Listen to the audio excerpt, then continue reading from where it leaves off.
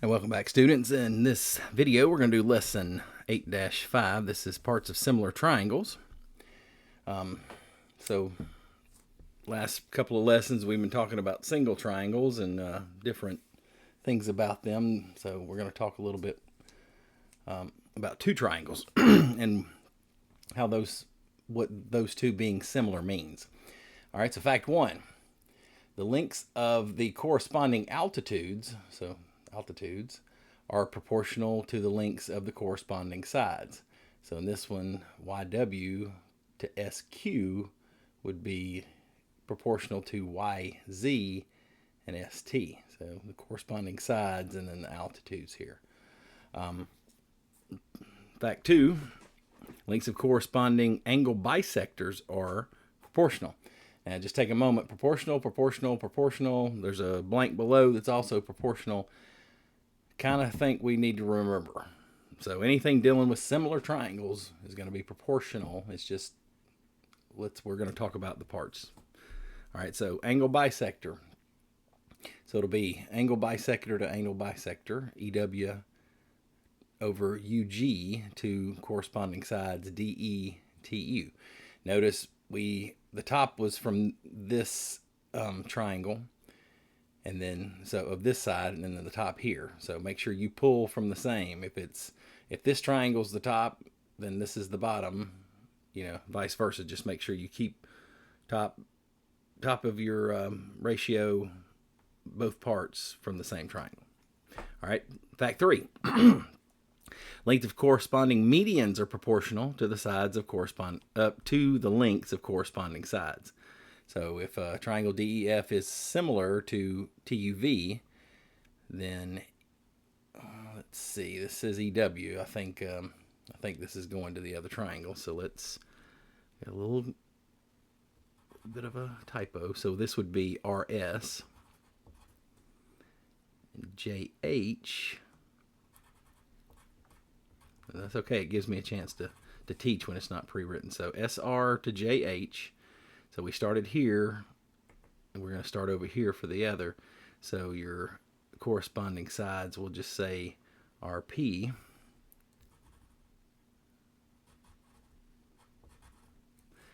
And then HF.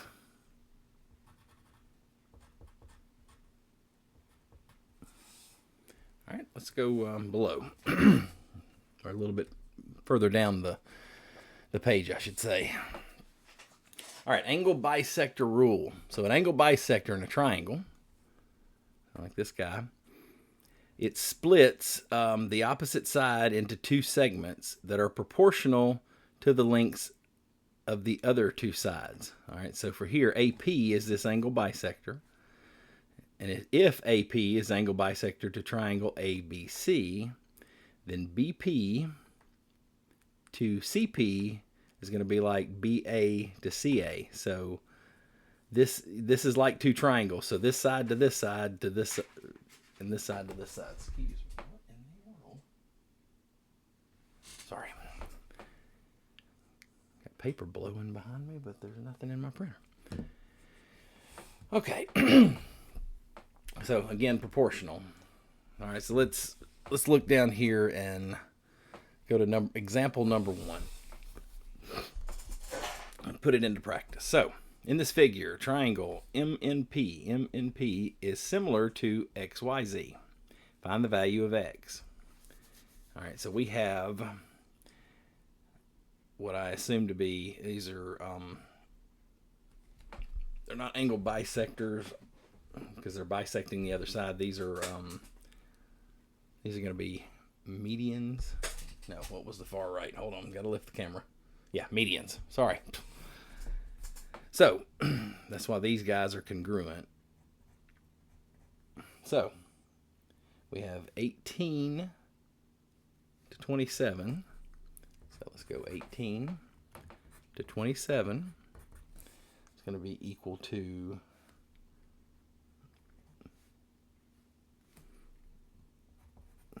X to 12. So see, these are both 12, these are both X. So now we're going to cross multiply our butterflies we've been doing.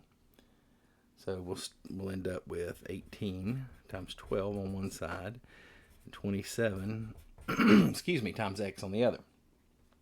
Multiply 18 times 12, and you're going to get 216. Multiply 27 times x, and you're going to get 27x. Now it's just business as usual. We're going to divide both sides by 27 so that we can get x, which is 8. Okay, easy peasy. Flip the page over. This is a pretty quick lesson. It's just one page. We've got some examples on the bottom. What I'm probably going to do for you guys at the bottom here, we have example 2, 3, 4, and 5. Trying to look to see if, actually, you know what, we have plenty of practice, and I know my colleagues, the other geometry teachers have plenty of practice. I'm just going to go ahead and work the 4 problems since it's pretty short stuff here. So example 2 on the back. And looks like this was scratched out on the previous notes. And yeah, it's got FGH. I see what's going on. Hold on. Looks like we had some stuff. Yeah, this was on yesterday's notes. I see what happened. So for this guy, we're going to find QR and BX. So see BX and QR. So let's start over here with QR. So QR is on this side. See this one congruent line. So XY and QR go together. Let's see. Hold on. Yeah, that's right. Yeah, this side. So QR goes with XY and QP goes with XW. So QR goes with XY, which is 12.5, and so we started over here, so go over here, QP, should have just written, sorry, 6.4. Alright, so we got 6.4, and then, and see, notice this goes from here to your two arcs, one arc, they go together. So QP to XW, 6.4 to 16. All right, so then we cross multiply. Instead of calling this X, we'll do this and we'll call the other one BX. Make it a little simpler. All right, so we cross multiply. 16 QR on one side and 12.5 times 6.4 on the other. This gives you 16 QR and 12.5 times 6.4 gives you 80. Divide both sides. And QR is going to equal 5. All right, BX. So BX to QH. QH is 4. And then we started over here, so we would go, again, just flip this upside down because we started, so hold on, yeah, because QR was over here. So we're starting over here this time, so we have to, it'll be 6, yeah, started over here, so it'll be 16 over 6.4, and then we cross multiply. So I'm going to take out some of the steps because I'm running out of room. So 6.4 times BX is 6.4 BX. 16 times 4 is 64. Divide.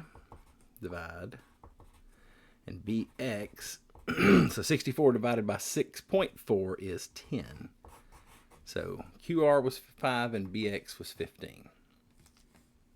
If you kind of look, well, never mind.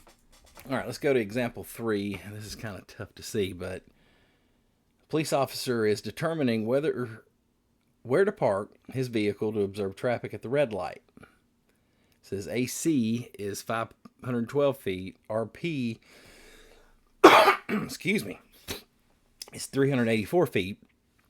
All right, so this down here is 512. This is a triangle in here. It's hard to see.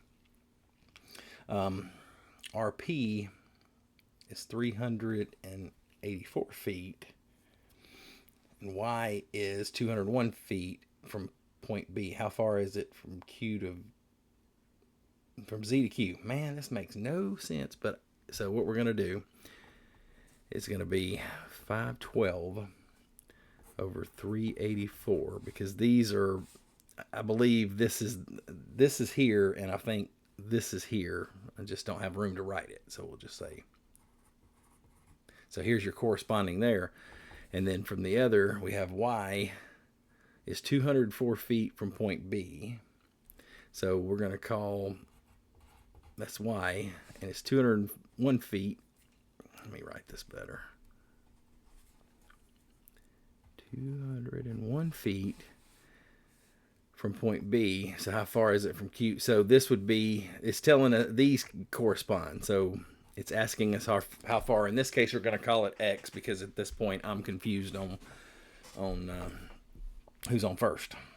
So cross multiply. 512 X equals 201 times 384.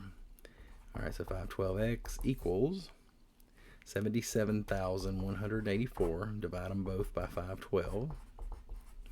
So X, or our answer here, equals 150.75, or 150 3/4 feet. I forgot to put feet in there, but it's a feet, so I don't have to rewrite it. All right, moving down. Example 4. They want us to find X. So X is going to be the length of GH. And let's see. So FG is an angle, FJ, that's an angle bisector.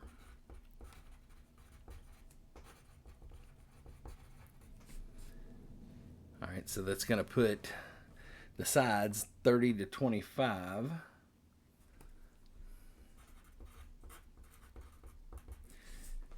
And they're going to be, so it's going to be 12, and then X minus 12 over here. Because if this whole thing is X, and this is 12, to get this, it would be X minus 12. Hopefully that makes sense to you guys. So this to this is going to be this to this. So 12 to X minus 12. All right, and we cross multiply. So we got 30 times X minus 12 on one side, 25 times 12 on the other. 25 times 12 is easy, that's 300. Let's distribute. So 30 times X is 30X minus, because it's a negative and a positive. What? Hold on, wait a minute. I'm looking at some notes here. Give me a second. I think, oh yeah, 25 times 12 is, yeah, that's 300. And then, so where did he get?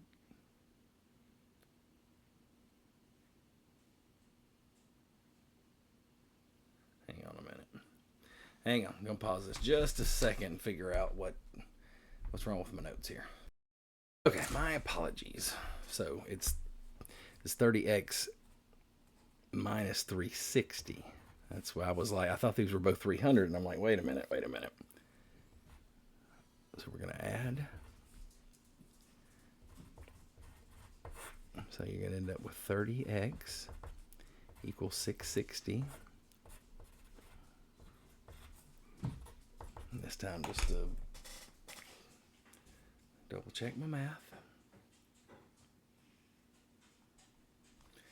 All right, 660 divided by 30 is 22. So in this case, X equals 22.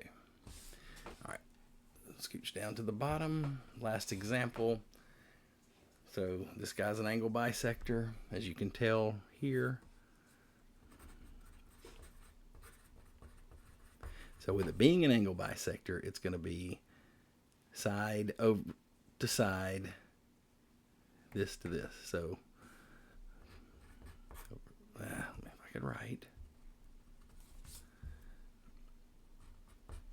14 over 16. And since we started here, so this whole thing is 2x minus 1, and this is x. So 2x minus 1 minus x equals x. See, there's two of these. 2 minus 1 is 1x minus 1. So this is x minus 1. This is 2x minus 1. Hopefully everybody's following that.